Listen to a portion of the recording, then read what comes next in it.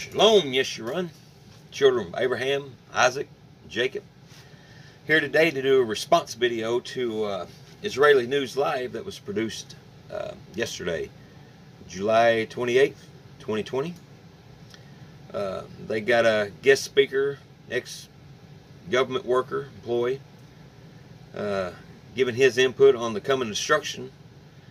But the reasons of the coming destruction they give is secular and totally false. So I want to walk you through this step by step in the spirit and tell you what's really going on in this world we live in.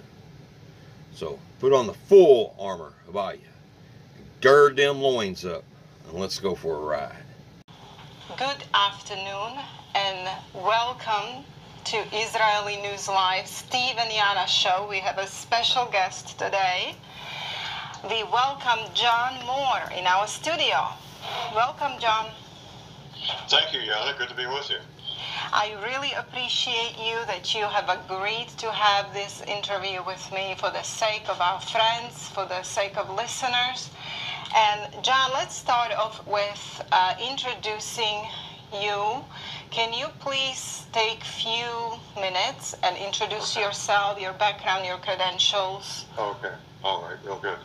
Well, as I frequently tell people, in 1967, the United States Military Intelligence School took my useless 19-year-old brain and made it into something useful. They made it into a research tool. I graduated as an intelligence analyst from the U.S. Military Intelligence School in 1967. I was assigned to psychological warfare in Vietnam, where I was an intelligence analyst.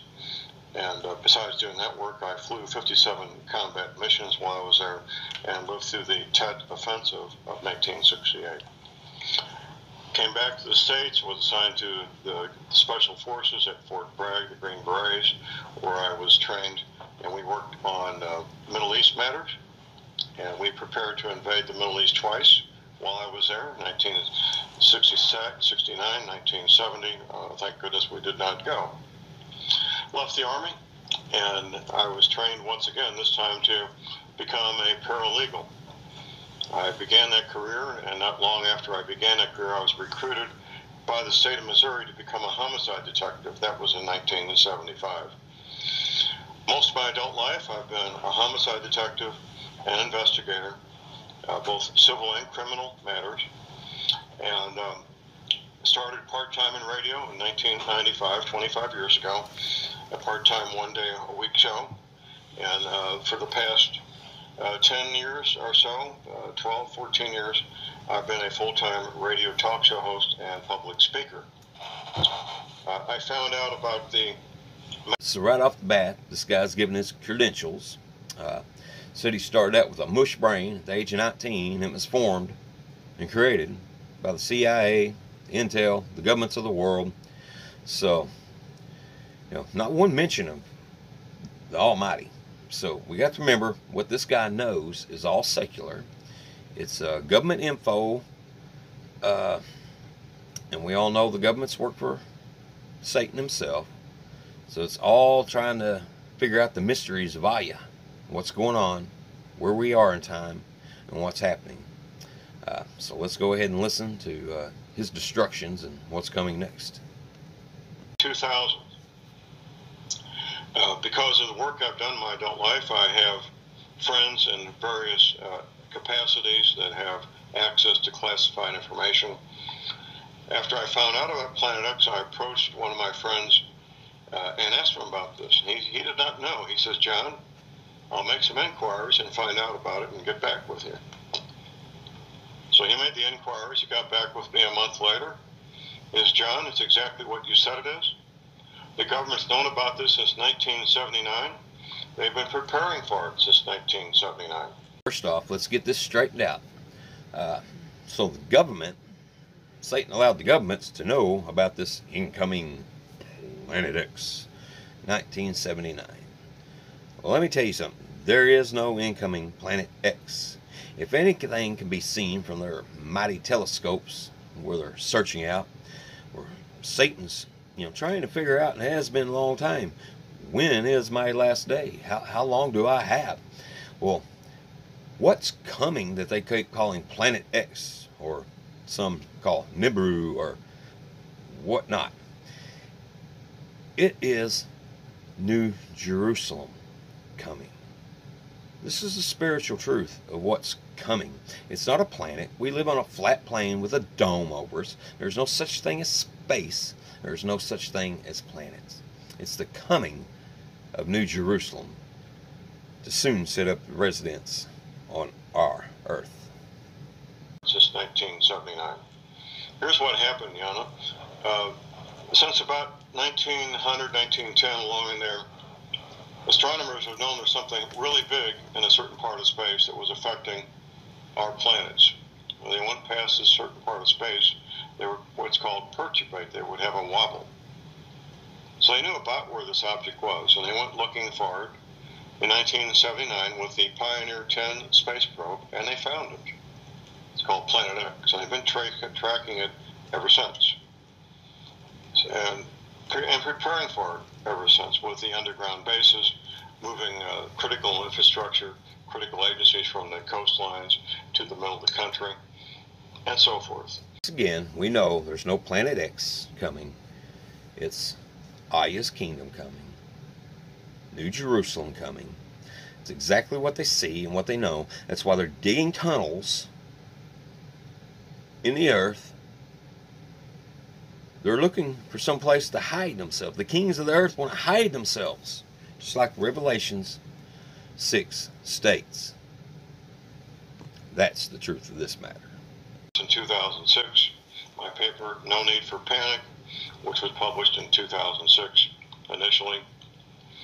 And in that paper, I think it's the second or third page, Yana, I mentioned how at some point the government will want people to stay at home and stay at home voluntarily. And in my paper, I write, what better way to do that than to have a virus to get people to stay home? And I published this paper 14 years ago. And of course, that's exactly what's happening right now. Of course the governments of the earth want you to stay home and stay in your house. It's because they don't want you to see the panic and what they're doing behind your back. They don't want you to know that the creator of the heaven and the earth is on his way. They don't want you to know that before that, Satan and his 1/3 are going to be cast to this earth. They do not want you to know that we are in the end times and in the end days. When the next lockdown comes, which I expect will be in September, October, people will be told to stay home because it will be safe, and that's what they will do. You can count on it. People are scared to death, and they will stay home because they think it's a safe thing to do when it comes to the Chinese flu. So that's where we are, Yana. I've been at this a long time. This is my 20th year of being aware of Planet X and the effects of Planet X. And it's been quite a journey, to say the least, learning the things I've learned, seeing the missteps along the way, seeing the things that have happened and have not happened, and watching the government all these years do things that don't make sense, such as moving CIA from Langley, Virginia to Denver, Colorado. The initial press release said, we're doing this to break up the good old boy network. Moved to Denver, Colorado? Have you ever researched the murals on the airport in Denver, Colorado? The evil things the future wrote right there on the walls? The portals? Of course they moved to Colorado. Embarrassing that even their own people, even the own CIA people, were laughing at that. Now the press release says, for operational reasons, moving from Langley, Virginia to Denver. National Security Agency at Fort Meade, Maryland. There's an interesting clip in a Hollywood film, Enemy of the State. Excellent, well done movie, by the way. In that movie, they mentioned National Security Agency at Fort Meade, Maryland has 20 acres of Cray mainframe computers underground, which of course they did at one time. That's been moved to Utah. And they have a cover story. Here's the cover story. We can't get enough electricity from the local power company to run our computers.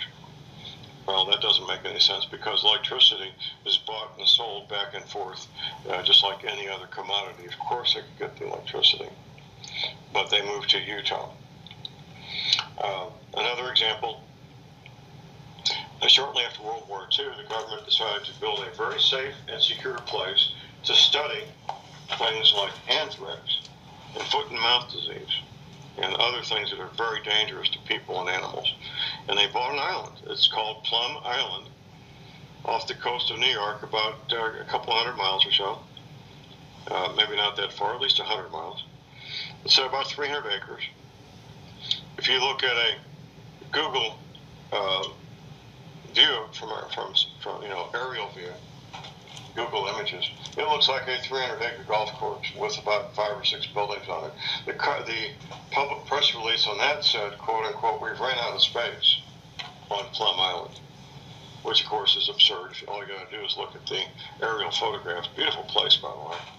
And where did they move that? They moved it to Manhattan, Kansas. One of the worst places you could possibly imagine for something with the things as dangerous as what they've got in the middle of one of the most productive, valuable agricultural places on the planet, Manhattan, Kansas. I think it's a good beginning point for our company. I can tell you why I believe, because they haven't shared with me why, but it's probably, well, there's political reasons as well as tactical reasons. There's a reason why all the 50 states have military bases. That's to get the votes in Congress to spend the money. That may be some carryover there as to why there's in some other states besides Colorado to satisfy some political things that need to be satisfied. And that's basically a best guess. There are going to be 2 new capitals. The main capital will be Denver.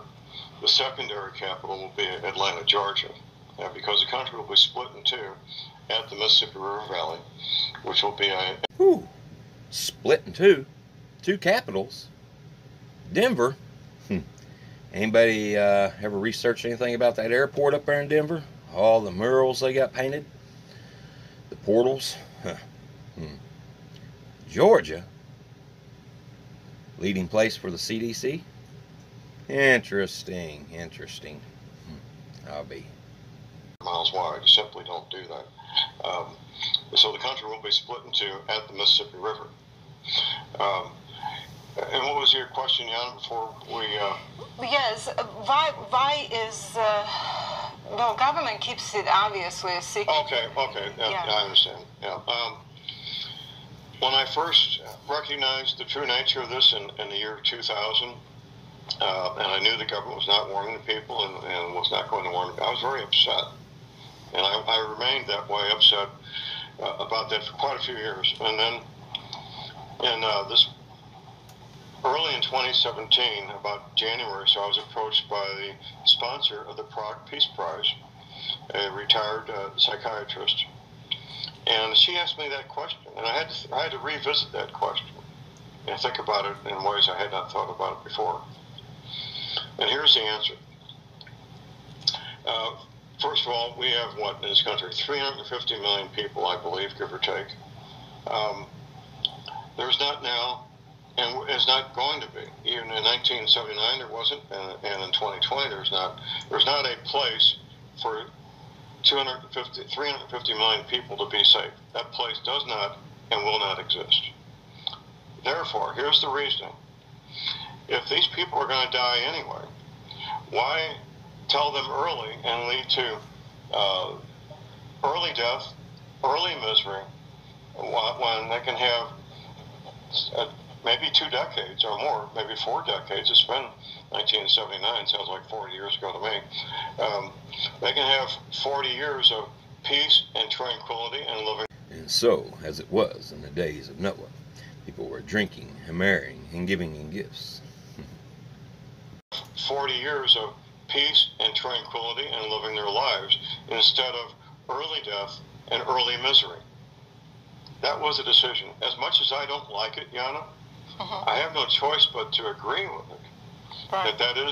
That's unfortunately, the humane thing to do, is to let people live their lives and have whatever happiness and enjoyment they can have if they're going to die anyway, as opposed to telling them 40 years early, which would have been a complete disaster, leading to countless millions of people dying ahead of time that don't need to die ahead of time. It's a tough place to be, to have to make that kind of decision. But that's a decision that was made, and I can't find a way to disagree with it. Decision made. By who? The gods of this earth? The humane thing to do is let people live happily. They're going to die anyway. Heck, let's just give them entertainment and suck all the life we can out of them while they can. I think the humane thing to have done was to stand up and preach the gospel. Where the government had to come up with something to voluntarily make people voluntarily stay at home, Right. And that's what coronavirus is about. And that means that government knows that the object must be very close, and the event is about to happen within near future. Don't you think? Absolutely, absolutely. The best policy is to get people to voluntarily comply. And with the virus, that's exactly what's happening. I was out and about during the national lockdown that we went through this past spring, and it was scary going down interstate highways in the middle of the day during a weekday and seeing no vehicles. I looked in front of me, no vehicles. Looked behind me, no vehicles. On the interstate highway, they were typically, during normal workday, during the week, be packed with automobiles and trucks. It was really scary, but it worked. I remember that time. It was early March, before Passover. The wife and I traveled to the city of Memphis, Tennessee, city of the Great Pyramid on the Mississippi River. Hardly anybody on the streets. Went to the airport. Maybe past a half a dozen people at the airport. It's crazy, crazy, crazy times. But yeah, we know what's coming. Permanent, as far as I can tell. And wherever you are is where you're going to either live or die, is what will be coming at us.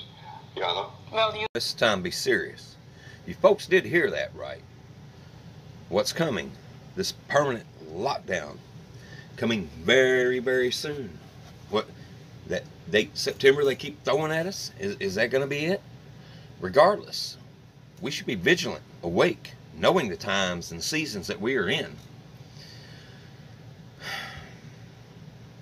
Is where you're at going to be death? Or is where you're at going to be life? It's scary, right? Am I being a fearmonger? No. I'm telling you, it's coming. And it's coming fast. And it's coming hard. And most will be asleep. Like a thief in the night, this chaos comes. Just like when the Messiah comes. Yana? Well, John, you now you are like third person in the know that is telling me this. Okay, let me ask you this. What is the actual event? You say Planet X. It has many names. Some call it Wormwood, some call it Nibiru, and then other names. But isn't it that it's preceded by some kind of an asteroid belt? Or Right. can you please tell us, you mentioned some meeting you were in yesterday. What was that meeting about, if you're willing to disclose? Well, it was a wide-ranging meeting with somebody connected to military intelligence, and basically for me it was confirmation of things that I've known for years. I don't need more confirmation, but that's what a lot of it was for me, and we went a lot of different directions in our discussion. But getting back to Planet X, there was a man, a doctor, a astronomer, Dr. Robert Harrington.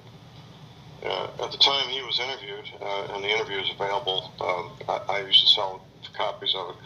But he was interviewed by Zachariah Sitchin in the office of the United States Naval Observatory. What I tell people, Jan, is once you've become the supervising astronomer of the United States Naval Observatory, you pretty much don't have any more upward mobility in that career path. You really don't. Where are you going to go from there? Maybe be a guest lecturer at Harvard or something. But he was interviewed by Zachariah Sitchin. Sitchin was a man who could pick up Babylonian clay tablets and read them like you and I could read the newspaper. In that interview, Dr. Harrington described the size, the density, and the orbit of Planet X. And he said that his findings, his professional findings, as the supervising astronomer of the United States Naval Observatory, basically paralleled what Zachariah Sitchin had found by studying the Sumerian clay tablets. Very similar. The orbit, the size, and so forth. And here we go again. There is no Planet X. The thing that they have been watching, even from the time of the Sumerians, way back then, is the coming of the kingdom of Aya. What they're calling Planet X, what they see coming through their high-tech telescopes or whatever, if you can even see it, possibly you can. Possibly they're making it up. But if they see anything coming to the earth, it is nothing more than New Jerusalem. As far as the asteroids, everything's splitting off, what's hitting? No. In my latest dream I had, I've been telling you for a while now that Saturn, Satan, is the warring shaman, and it's going to be cast. Revelation 9, it's going to be cast to the earth with 1/3. Well, the precursor to that, and people starting to see it now. Every day I'm seeing somebody posting pictures and whatnot of the war in heaven, in the shaman, with Saturn and Jupiter, Melchizedek and Satan. And I'm hearing people saying they're starting to see a lot of falling stars, asteroids, whatever you want to call them. But my latest vision or dream, I seen, it's plain as day, and I had this, I dreamt this 30 years ago, that I seen the Messiah coming in the west, and I was confused in my head, like, no, the Messiah comes in the east. Well, it was the false Messiah coming in the west. Well, in my dream the other night, I seen Saturn coming from the west, but the rings were missing. So I feel in my spirit that these things that are falling to the earth, precursor to Satan and the 1/3 being cast down, are the rings of Saturn being destroyed and falling apart. The bands of the bound one coming loose before he hits the earth. In front of a video camera, and that I used, like I said, I used to sell that video. I haven't been selling copies for a while, but it's only 10 minutes. It's a very important 10 minutes because of the credibility of Dr. Harrington. That's about as serious credentials as a human being can have when it comes to drawing a paycheck for looking at stars, being the supervising astronomer of the United States Naval Observatory. I will stand those credentials up against anybody, anywhere, anytime. Credentials of man. Paycheck by man. No, I hold up a higher credential than any astronomer working for any government, and it is Aya and Yahusha. Come on, people. I say, if it's not true, show me your credentials compared to Dr. Robert Harrington, the supervising astronomer of the United States Naval Observatory. And that was in the early 1980s. I think it was about 1983, Jana, is when that interview took place. Jim, let me ask real quick. John, can you, because as many listeners as we have, almost 350,000 people, could you actually remake that available on your website? Because I am sure... I'll have to talk to the producer who sells these, the distributor out in California. 350,000 viewers watching this secular video right now across the airs. I pray, you let those 350,000 people be able to peek in out of their earthly flesh and into the spirit and see the truth for your name's sake. So let it be. And I know I'll be getting inquiries about this. It'll be thousands. Can you Yeah. please, John, at least privately send it to me if you have it, and then maybe. I'll see. I may have. I can't. I don't know if I got a copy left here or not. But it's kind of hokey in terms of the production of all these flashing graphics and dramatic music and all this silly stuff that somebody talked Zachariah into putting in there. But when it comes to the interview, it's just Dr. Harrington and Zachariah in Dr. Harrington's office there in Washington, D.C. Very important. The rest of the video is interesting, but those 10 minutes are what's really important. Right. And by the way, it was a 1-hour interview. I've talked to the distributor of the video, and Dr. Harrington died, I think it'll be 6 or 7 years ago this fall. I said Dr. Harrington, I meant Zachariah Sitchin. Zachariah Sitchin's heirs have been fighting over who owns the copyright to his work, including that 1-hour video. The distributor tells me, John, we may never see the full hour interview publicly, which is unfortunate. The 10 minutes we do have access to is very critical, however, and I'll make that inquiry this afternoon to see the availability of that video, and I'll let you know, Jan. And if I have a copy, Jan, I'll mail it to you. I don't know. I haven't looked through that in quite a while. Very kind of you, John. And I did read Zachariah Sitchin's work. There's various opinions on that, and I don't want to detour into this. However, I know that you are saying a very important information here, and I'm taking it to heart, and I urge listeners to take it to heart. But let's keep going on in our interview. I know that there is this website, eagle.com, which is a government military website, and it predicts population of United States in 2025 being only 100 million. We are talking about 167 million, I believe. We're going to have a 200 million reduction. No, it was 100 million. Oh, it was 100 I think, million? yes. Okay. It's about reduction, 2/3 of Americans. Do you think that they predicted this because their predictions are they are doing predictions by AI in a quantum computers based on something? Do you think that prediction was made based on this coming event? Well, let's look at the word prediction. A prediction is somebody saying something that they believe might happen. But I can say, for example, Yana, the sun's going to come up tomorrow morning over Florida. Is that a prediction? Yes. No, that's not a prediction that's a fact, at all. Right? Okay. Revelations, chapter 6, verse 7. When he had opened the fourth seal, I heard the voice of the fourth living creature saying, prediction? Come and see. So I looked, and behold, a pale horse, and the name of him who sat on it was Death, and Hades followed with him, and power was given to them over a fourth of the earth, to kill with the sword, with hunger, and with death, and by the beast of the earth.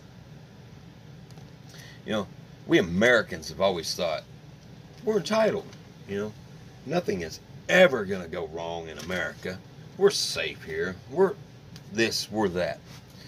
But folks, I'm here to tell you, according to all the governments of the world and all the leakers of information, it's all pointing right here that a lot of this destruction. Is America a fourth part of the earth that we live in? The circle realm we're allowed to know about? It's coming. Put on your big boy pants. I suggest pack up them bags. Flee. If you know what's coming, if I know the sun's coming up tomorrow morning, that's not a prediction. If Deagle knows the population will be 100 million people, it's not a prediction. And I can give you a real world example. One of my listeners sent me a link it was around May of 2008, and they got a hold of a notice that went out to all the people who were investors at the Royal Bank of Scotland, or RBS, a bank which I believe this year, in about 2 or 3 years, they'll finish their third century and start their fourth century of being a bank, the Royal Bank of Scotland. And this was June of 2008. The warning they sent to their customers saying the following, and I went public with this I had a Sunday show at the time, the last Sunday of June 2008, and it's archived. Ladies and gentlemen, sell all stocks and bonds before the end of September this year, September 2008, because there's soon to happen worldwide crash of the stock and bond market.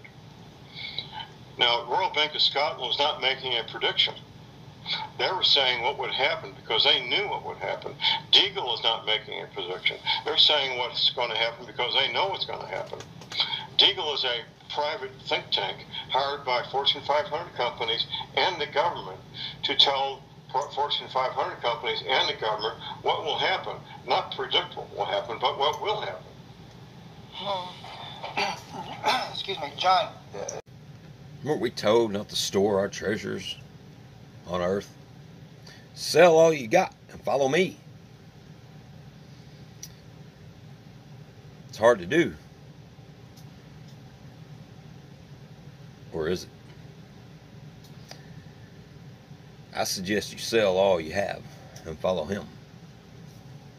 Excuse me, John, in light of what you just said there, it's kind of interesting because Glenn, who is advisor to the president, had shared with me that the scientists were actually thinking that 2010 was going to be the passing of this binary system, and he said, but they were off. And so I have often gone back and looked at the events of preceding 2010, such as the crash in 2008. I think, what was it, the SARS virus was out at that time. Some kind of virus. Everything that we have now with the coming crash, etc., seems to be in step. And he actually told me that what they had to do was artificially pump back up the economy once they realized that it was not, that they had gotten it wrong. He said the only difference is between now and then is that Miami is 4 inches underwater being pumped off artificially, so they realize now the system is very close, not to mention the fact that when Obama was president and John Kerry goes to the South Pole, they were looking at it from that particular vantage point. Very interesting. John Kerry went to the South Pole. Antarctica it would be. There is no South Pole. There's the North Pole, or the center of the Earth, due to the center of the Chamin, the Polaris. But regardless, they go to Antarctica. Why? You can dig this up and research it for yourself, because that's where you pass through the fire of Moloch. This is where they go to beg for knowledge and understanding. What to do? How do I get my foot back in the door? What now? Tell me, Moloch, tell me. Don't bring your children through the fire of Moloch. But yet, the dirty politicians, the dirty kings of this earth, down to the dirty actors of this earth, do exactly that thing. Here. Well, that would be a plausible explanation for John Kerry being in the Antarctic on Election Day 2016, Vladimir Putin being down there within the same time frame, the Pope and the head of the Eastern Orthodox Church being down there in about the same time frame, and we don't know how many others who aren't important enough to know when they travel someplace, as opposed to those major world leaders. That would be a plausible explanation for them being there, wouldn't it, Steve? I think so, John. Yes. Well, and then also, you know, after the event, there is this danger of power-hungry New World Order taking over, right? Well, what they want to do, and this is in my paper also, no need for panic. Before the event, first of all, the event will shut down everything. There's not going to be any airline travel. Ports will be destroyed, ocean, you know, for loading and offloading these ships and so forth. What they want to do, Yana, is have as much of their shiny New World Order in place before they get shut down also. Yes. So when they come out of where... Did you just catch what he said there? They want their New World Order in play before all this goes on, so they don't, before they fall, so they know who's going to take down the New World Order. A beast rose. He spoke like the first beast. You know, it's coming. Satan is physically coming to this earth, people. He's been here, yes, in spirit, able to go to and fro, but this time he's going to be cast out of the shaman forever. No more to return to and fro. He's going to be stripped of his spiritual being, and he's going to be a physical being on this earth. And he's pissed about it. So y'all know what's going on. Have you been preparing? We've been told, have our lamps full of oil. Beans and rice, people, beans and rice. Something to build on. The Chinese may be the best at this. The Chinese are colonizing sub-Saharan Africa. They plan on colonizing the United States with no Americans and other parts of the world. The Chinese know in their hearts that the 21st century is their century.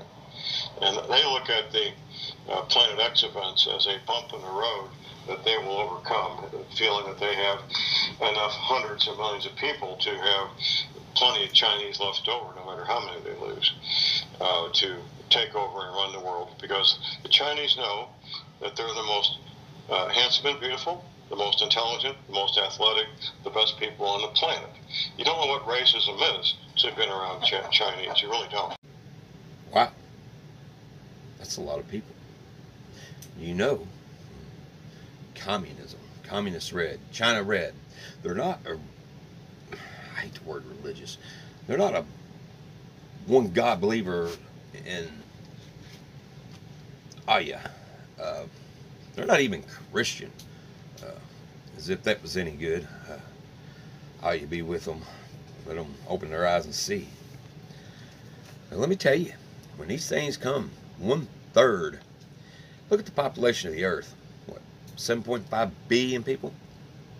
Go outside in the darkness of the night and look up at the shaman. How many stars are there? Uncountable. 1/3 of these things being cast down. The pits of hell opened up like a smoky furnace. Well, these things are demons. You know what? They need a host. There wasn't 200 million man army. China? Would they have enough to accommodate these things?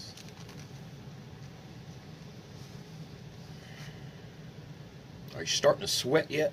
I hope so. Yeah. So they're in a process of putting all the pieces in place. The Silk Road that comes out of the Hindu Kush goes all the way to Africa. The branch that goes up through Europe, and that's their plan. And they're carrying out their plan to colonize sub-Saharan Africa, to colonize the United States, probably much of South America. I don't know how much, but maybe all of it. And that's their plan, Yana. Mm-hmm. Yeah, I don't doubt it, because I even see the work of New World Order right now, taking our liberties and everything. But before you go to your question, let me make a quick comment on that too, John. Glenn from the White House had said that the several places on the planet that would be relatively unscathed, but not, of course, without dramatic changes. And it would be sub-Saharan Africa, as you mentioned. It would be eastern Israel, Syria, that belt going across over into Iraq, and even central China. They will also come out very well from these events, and therefore they would be the next formidable force, which was confirmed by one friend that I had with active connections in the Mossad, who said that China would be the next world superpower. Well, now we know why all these wars were happening, John. But anyway, what I want to...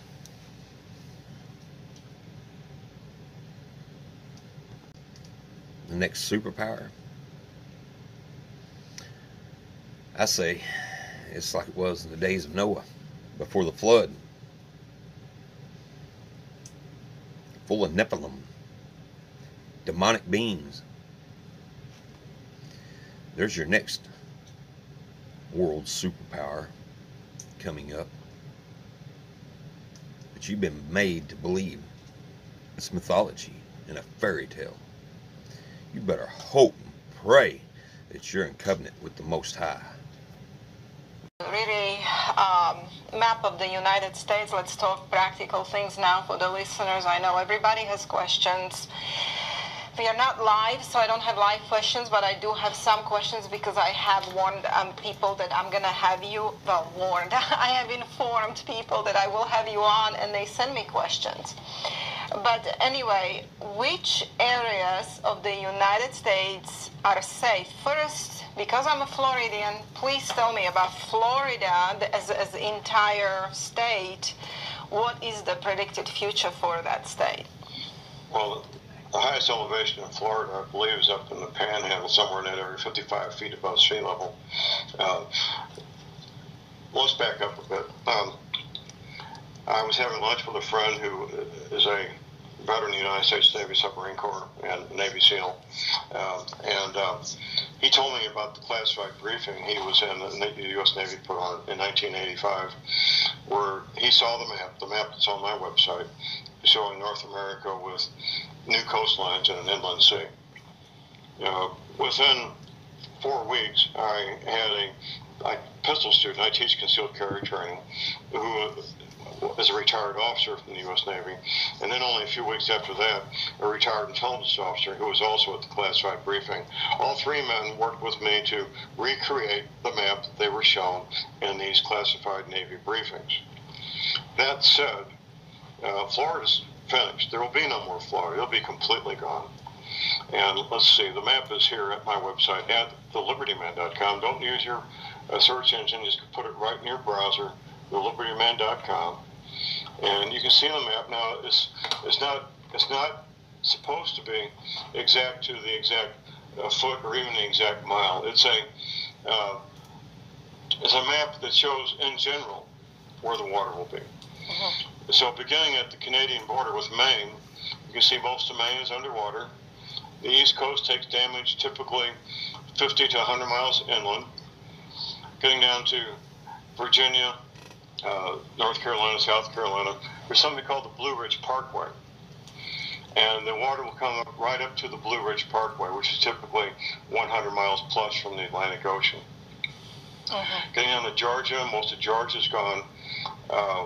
And we've got Alabama, Mississippi, Louisiana.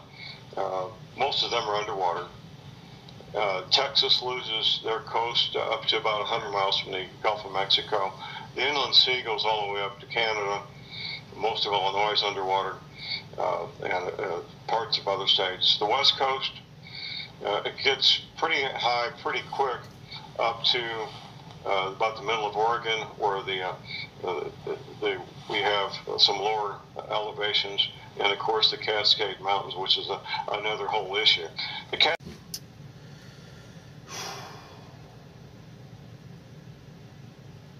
When you hear it, flee. Don't even go into your houses. Don't even grab your wallet. Flee.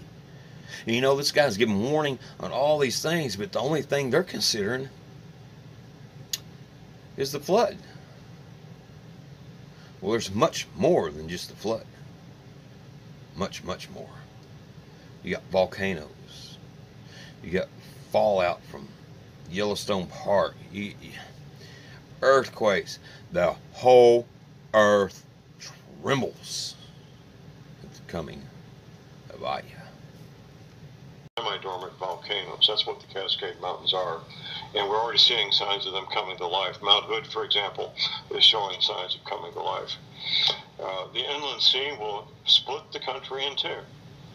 A friend of mine, Command Sergeant Major Dan Page, who's been with me on my radio show a number of times, he was, when he was still in the Army, there was a briefing where the United States Northern Command told all the senior enlisted and the officers that they were going to split the United States Northern Command, U.S. Northcom, east-west at the Mississippi River. All the men and women, all the equipment, all the supplies split east-west at the Mississippi River. They weren't told why. My friend Command Sergeant Major Page was sitting there smiling to himself because he knew why they were doing it, because they've got no choice. It's easier to do it now and impossible to do it later. All right, folks. Yeah, I think I've heard enough of this video to get my point across. It's posted on my Facebook. If I can figure out how to post links on the YouTube channel, I'll post this video. You can watch it without me intervening. But you probably want to know what's going on and the truth of the matter. One thing I left out, they kept saying September, September, September. Something's coming September. The only difference I see happening in September in the Shaman is Mercury the Messenger.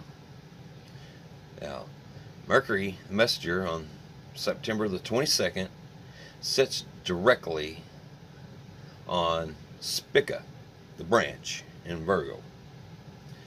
Now, Spica, if you take it back to the ancient language, is a Smik, and it's Sadi Mim Chet, and it means to divide, surround, chaos, or hunting and chasing.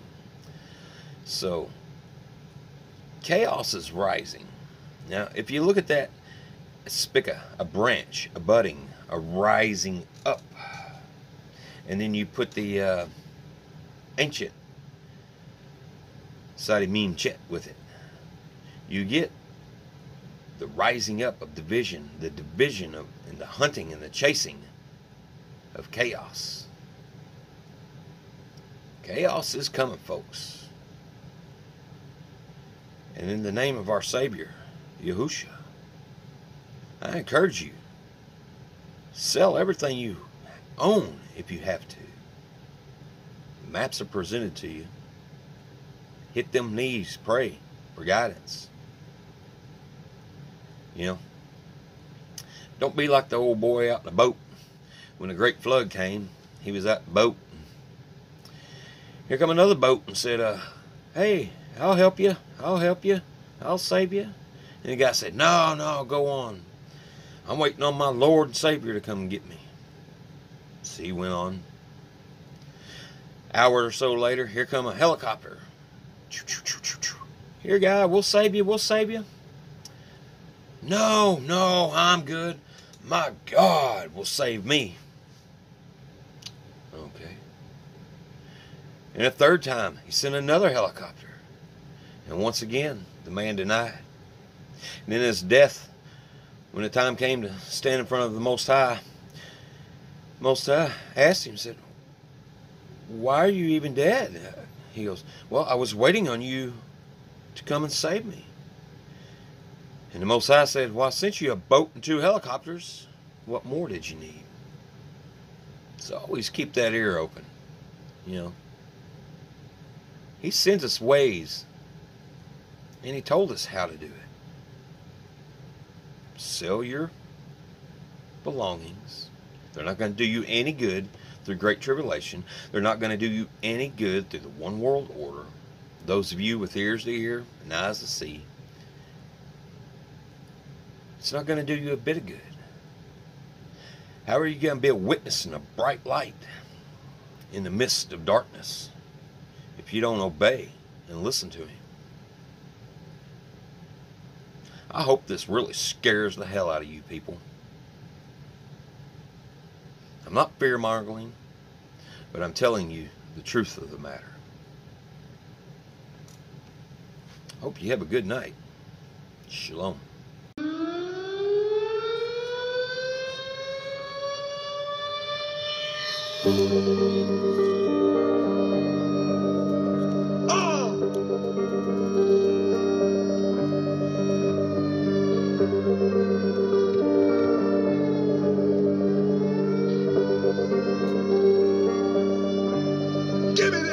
When the streets get so empty and the sky turns a dark gray, and all you see are them flagpoles with no flags giving away.